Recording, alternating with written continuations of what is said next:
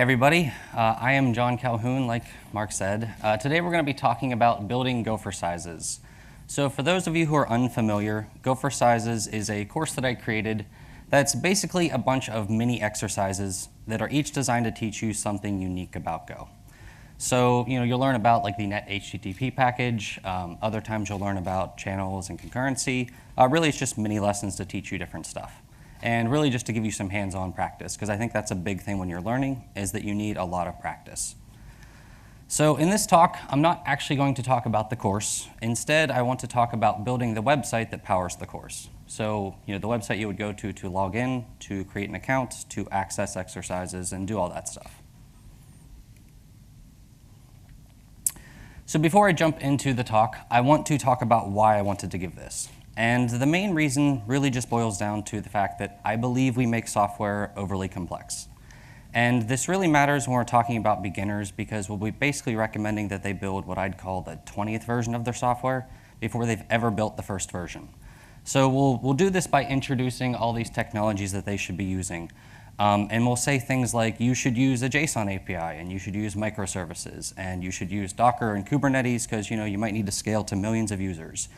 And we'll tell them never use a framework. Those are terrible, terrible things, and they're anti-Go. And this actual list varies from person to person and case to case, but the bigger point is that we're just overwhelming them with all these things that they should and should not be doing. And I really think that it's important to realize that you can build simpler things in Go, and that you don't have to worry about what people tell you you should or should not be doing. Really, you should just be focusing on what's going to make you effective. So to demonstrate this, I want to just talk about how I built Gophercises and how I really focused on keeping it as simple as possible and trying to limit what I had to build and just get something that I could release quickly. Oh, and before I jump into this, I do think it's important to mention I'm not trying to pick on any specific technologies or say that they're bad. It's really just I want people to know that there are simpler options. Okay, so the first thing is my content management system, or really my lack thereof. So whenever it comes to setting up my page, long term, I really hope to have a single page that basically hosts every course that I ever create. So I've already got 2 courses I've made. I'm working on a 3rd. And it would be nice to have a single page that has all of these courses so that you can easily access them all, just not have to go to all sorts of different pages. But short term, for Gophercises, I didn't want that. I wanted something that just allowed me to get the exercises up and online and just to learn from that so I could figure out, what do I actually need in a page that hosts a bunch of different courses? I didn't want to just assume, okay, we need these features when I didn't really know that. So since I'm the only one adding exercises, instead of building out a content management system, I just created a big Go file, sort of like what you see here.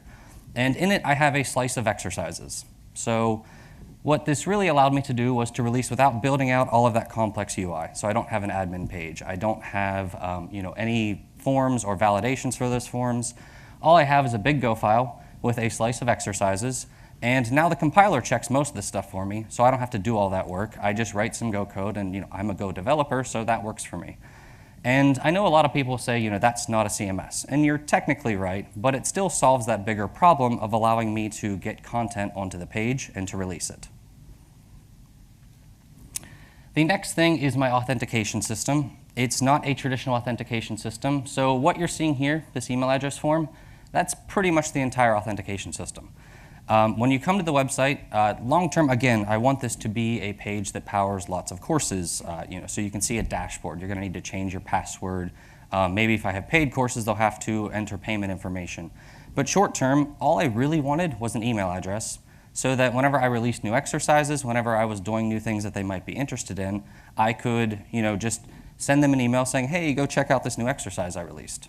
So what I did was I created an email address form, and whenever they enter their email address, on the back end, I'll do everything required to set up a temporary account that just uses their email address.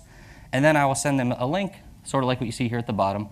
And this basically just says, thanks for checking out the course. Here's a link that will log you in. So when you click that link, it will use the token in the link, and then that will create a cookie that will keep you logged in for a couple weeks.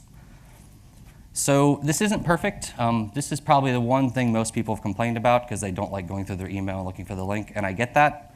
But at the same time, it allowed me to launch much quicker than it would have been otherwise. I know it's only a couple hours maybe to build an authentication system, but it's still a couple hours that I didn't have to spend doing this. I could instead use it to release a new exercise.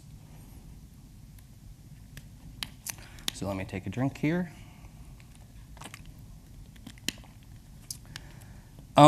Deploying is probably the first place where I made choices as far as which technology I was using that was not conventional. It's not what people would really expect.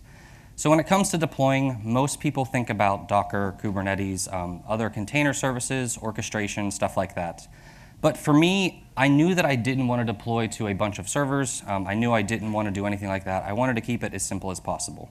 So this course is free. That means it's coming out of my pocket. And I wanted something cheap. So that meant I was going to DigitalOcean, getting a $5 server, and hoping that I could get everything running there. So what I did was I focused really on just keeping the deploy process as simple as possible and using technologies that I really, really understood from all of my experience using them. So this is roughly what my deploy process is. I first build the application. I will next upload the application to the server using rsync. After that, I will stop the service, and then I will seed the database, and then finally, I will restart the service. So I'm not using microservices. I'm not doing zero downtime deploys. I'm not doing any of that stuff that you'd really traditionally expect to see with an application. And oddly enough, it hasn't mattered. Nobody notices when my website is down for 1 second. And if they do, they refresh and it's up again. So it really doesn't make a difference.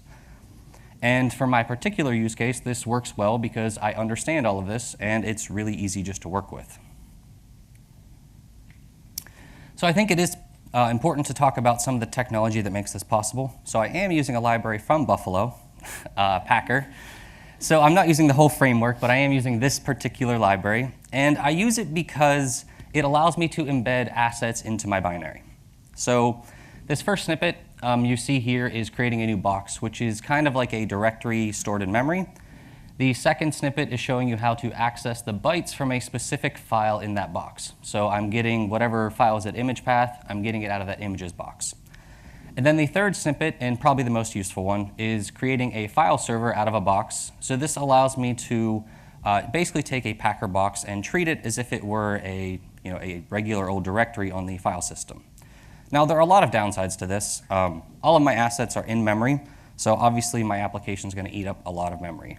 Building is slower. I have to take all of these assets and put them into my binary, so that takes more time. And I know that long-term, this probably isn't the best solution for something, especially if it scales up to a lot more users. But what I really liked about this, and what I wanted for it short-term, was that this allowed me to create a single binary that has like a single source of truth. So whenever I go to deploy, I don't have to think, all right, do I have invalid versions of my assets? Do I have the correct CSS uploaded? Do I need to invalidate these things? It's really, as long as I have the correct binary on my server, I know everything else is correct.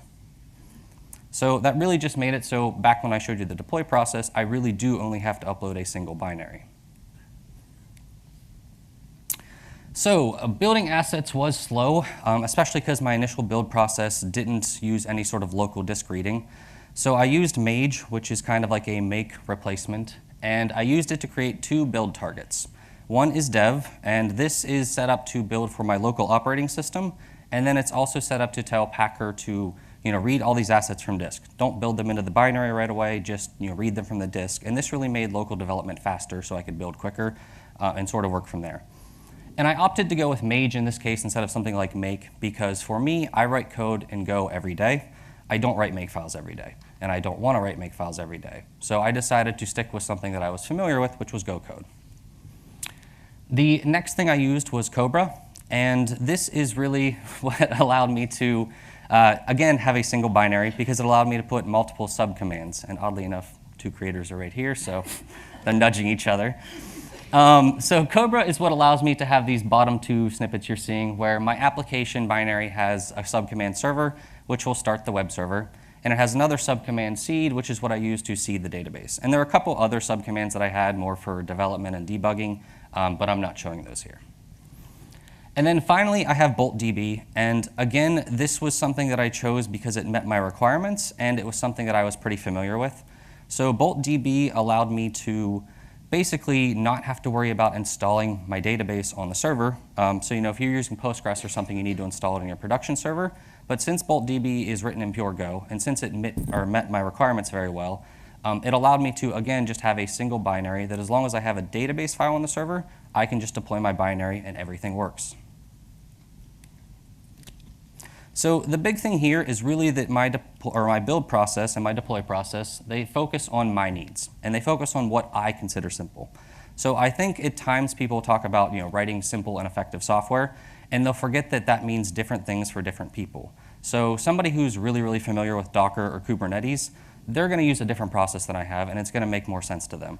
But for me, my experience with those technologies is really limited to jumping into applications that already have it all set up. I've never set it up from scratch. I've never been up at 2 a.m. fixing a bug. And I really didn't want to be up at 2 a.m. just reading the manual trying to figure out why is this broken. I didn't want to have to try to fix it at 2 a.m. Not really knowing the technology. So for me, I stuck with things that if it does break at 2 a.m., I understand them and I can fix them.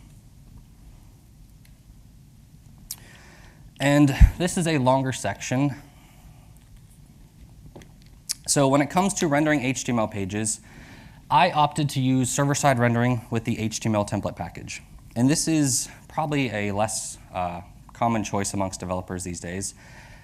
This is where I made an active decision to not use a JSON API, to not use a JavaScript frontend, so I'm not using React or GraphQL or anything like that. Long term, again, I talk about this page being more complex, and I might need something like live streaming or live Q&A or other features like that that make sense. And when you get more heavy in the JavaScript front end, you start to need these things.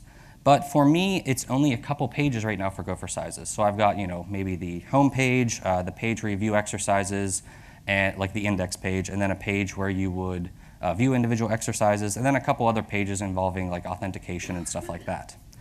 So my real goal here was just to keep it simple and to also make sure I isolated all of my view-specific logic from the rest of my application. Because that, to me, is more important than which technologies you use, is just keeping your page set up so that you can maintain it down the road. You can continue to add improvements if you want to, and if you do decide that you need to move to a JavaScript front end, that you can do it.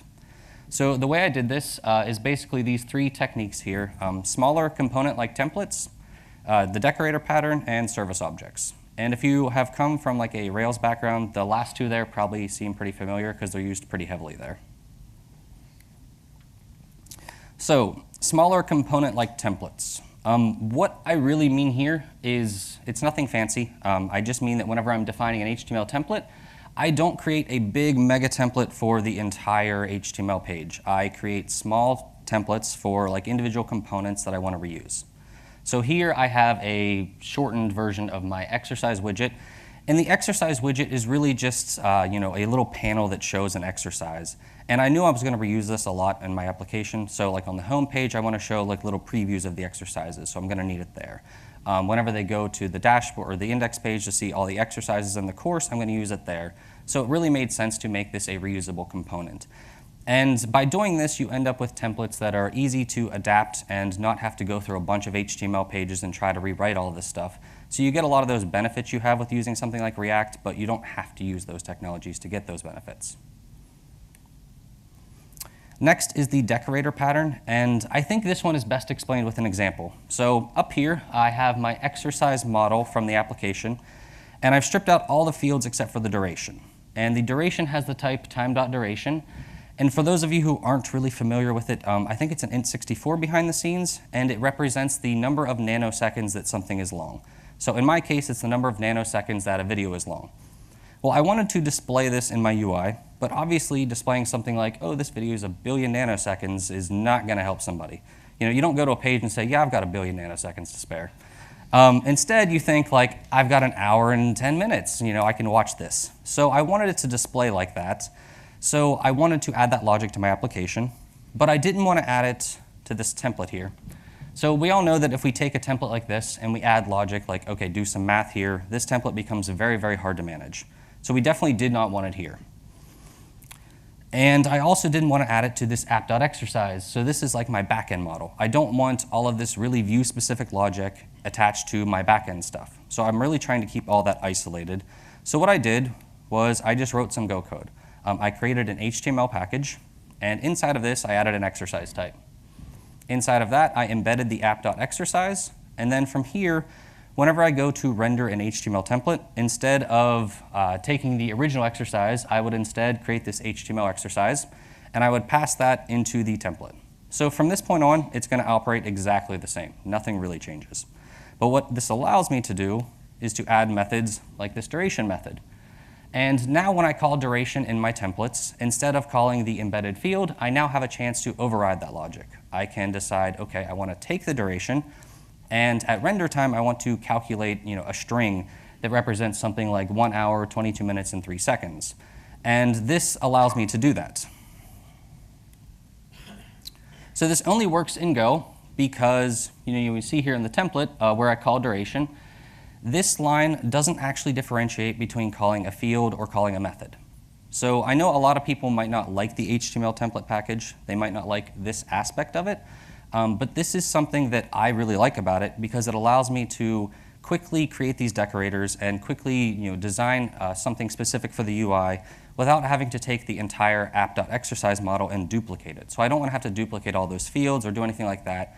I wanted a way to just embed it in there and just quickly add methods that override some specific functionality. And with this, all of my view-specific logic is now sort of isolated into these templates and into these decorators.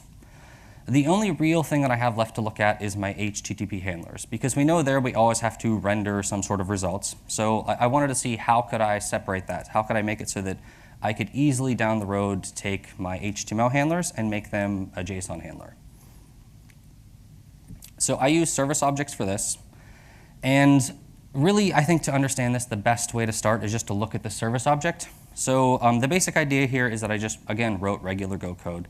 I created this user creator, and this is kind of just a component that isolates all the logic for creating a user. So I've got fields on it for things that it needs access to in order to create a user. In this case, I have the user service and the mailgun client, which are how I interact with my database and how I send emails off to my users. And then inside of the create method, I use those two to take an email address, create the user in the database, check for an error, and if there is one, I return it. Otherwise, I continue on to sending them a welcome email. And the real benefits of this, I'd say there's probably 3 of them. The first is that it's really easy to test. So if we're looking at this, you know clearly what all requirements there are. You know that I need a user service, a mailgun client, and an email address to run this create method. But if you look at, say, an HTTP handler, what I don't like about testing them is that it's not clear what you need access to. Your 2 arguments are a response writer and a request, and it's not always clear what data needs to be in that request in order to correctly process it. So this really clarifies all of that logic for you. The second part is error handling. You see here that anytime I have an error, I return it. So inside of a handler, whenever I call this, which I'm going to show you now, that would be section 2 here. Whenever we call this and we get the error back, we don't have a bunch of if there's an error, do this, otherwise continue doing this logic. And if there's another error, do this, otherwise continue doing some more logic. All of that logic is really just isolated into this single line where we say, call this service object, this method on it, and get the results back. And really what this allows me to do is break my HTTP handler into roughly 3 steps. The first is parsing the incoming data. The second, like I just said, is doing the actual sign-up work. And then the third is rendering results. And really 1 and 3 here are the 2 that are specific to HTML pages. So if I wanted to later, say, go to a JSON API, 1 and 3 are the only things I need to change, and because I've sort of isolated my code this way, I'm not limited because of this choice I made to use what I think is simpler, using HTML templates on the server side. So later I can still make a change, but I was able to start with something simpler to get started. And this is my most controversial slide. Matt probably will hate me for this one. Gophercises has absolutely no tests. I'm a big fan of testing. I'm working on a course right now that teaches testing in Go. So I'm not telling you don't test. Please don't walk away from this saying John says don't test your code. Really, there's 3 reasons why I did not test Gophercises, and I want to point them out because I think they're important. The first is that it's really, really simple. So the current version takes me about 30 seconds to a minute to manually verify. And that's important because in order for me to benefit from tests, they have to essentially start saving me time in the long run. They have to validate the whole page works in less time than it would have taken me to do it. And they have to, so that brings me to the second part. This site rarely changes. So because of the infrequent changes and the fact that I'm only running these tests maybe once or twice every 6 months, and they take me a minute to do, I need to write tests in about 2-3 minutes for them to actually give me that correct benefit compared to the cost.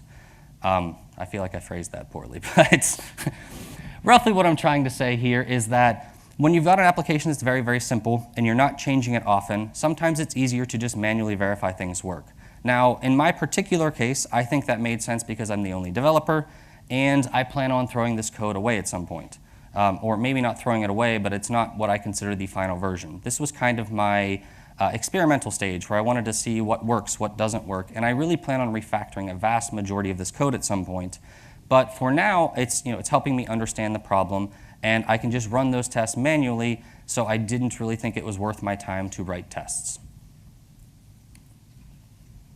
And all of this really brings me to my key takeaway, which is you can build simpler software in Go without getting bogged down by all the things you feel like you're supposed to do. And like I just said, I didn't write tests, and everybody tells you you're supposed to write tests. So I think it was okay because I made a conscious decision not to have tests because the benefits didn't outweigh the costs, in my opinion. Another example of this is, say you're coming to Go as a Django, Laravel, or a Rails developer. Everybody's going to tell you don't use a framework. That's not the idiomatic way to do Go code. And I think that this is bad advice because for a lot of these people, a framework might be more familiar for them. It might allow them to be more effective at the start. It might allow them to understand Go and really start grasping some of these concepts a little bit better. And then later, if they want to change, make that change into not using a framework, sure, they can try to. But telling them, don't use this thing, you're a bad developer, or you're writing bad code by using it is just terrible, terrible advice because we all start with a different background. And we should be focusing on whatever is simpler for each individual person, not what we know after 20 years of development experience compared to somebody who maybe just has 2 years using Rails. So really just focus on building simpler software and whatever that means for you. That's the big takeaway that I want you to get from this. So that's the end. You can follow me on Twitter. You can check out my website at calhoun.io where I'm going to eventually publish these slides. The course that I talked about throughout this talk is at gophercises.com. And I have stickers, the 2 that you see over there, plus some others. I think they're out front by the desk, but if you don't get one, come see me and I'll help you find one. We're good.